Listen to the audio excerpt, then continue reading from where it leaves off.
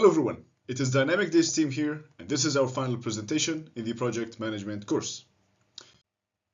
Today, me and my friends are going to present our final report, where we show our progress and complete journey in designing a nanosecond pulse generator. In stage number 1, we went through some points that we will briefly discuss in a moment and see in details what we have done in stage number 2. In our first stage, we discussed the problem statement. We also went through the user needs and the market gap. And then we discussed the research survey summary. We also discussed how it works, the current alternatives, and the edges of our design. We also discussed the market requirements. And eventually we ended our presentation last time with discussing the engineering requirements of our design. And today, we're aiming to continue by starting with the concept evaluation, where we discussed 3 different concepts, concept A, B, and C, each one of them with a different design. And eventually, using a concept evaluation table called the Pew concept evaluation table, we managed to choose option B. Now, continuing with my friend Yazan. Hello, I'm Yazan. For level 0 design, our pocket-sized nanosecond pulse generator converts smartphone commands sent by Bluetooth into accurate, repeatable pulses, 1 to 10 volt into 50 ohms, 5 nanosecond to 1 microsecond wide, engineered for true portability, less than 150 gram and appeal for materials and under $100. It brings lab-grade timing performance to students, field engineers, and researchers wherever battery power can go.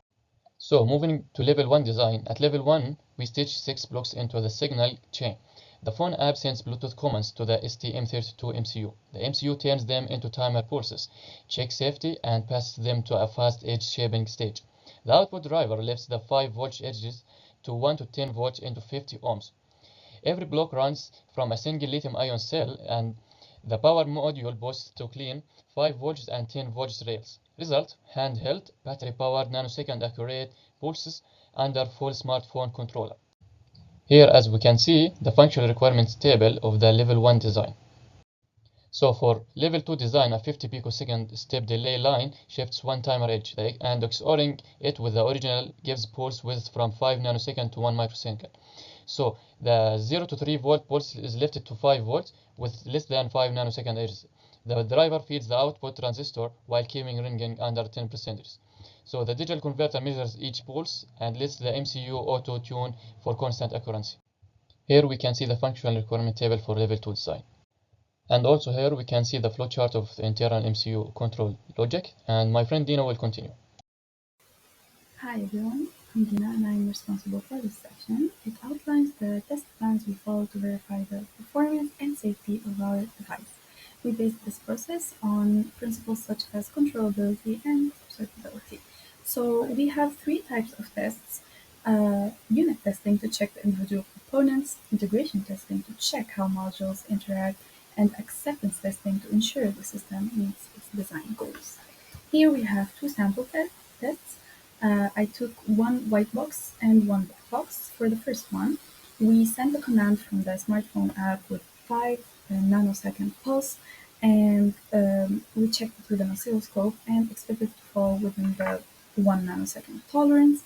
In the second case, we simulated a low battery and verified that the system sent a warning to the app as expected. And finally, we have the reliability analysis.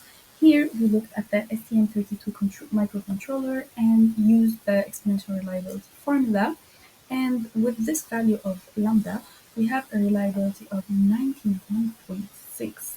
And then we checked everything, and by multiplying everything together, the total system reliability came out to be 76.7, because it's a series system. If any one component fails, the system fails. So the overall reliability is lower than any individual part. Thank you. Hello everyone, I am Shah.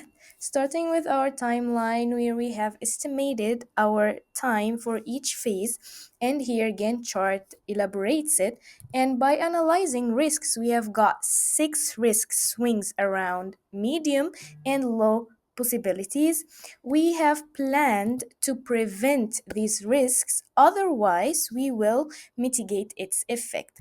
For cost, we have set about $100 for the total cost, and by estimating our prices, we have got $91 for the total for estimated total cost.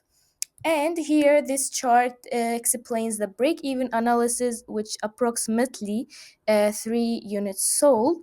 Here, finally, while working with such projects, we need to follow the legal and safety instructions, such as for safety, electrical safety, user safety, educational environment safety, where we are gonna use our project, of course. And for legal, electromagnetic compatibility, Bluetooth regulatory compliance, and intellectual property, which is IP as known. See you and thank you for listening.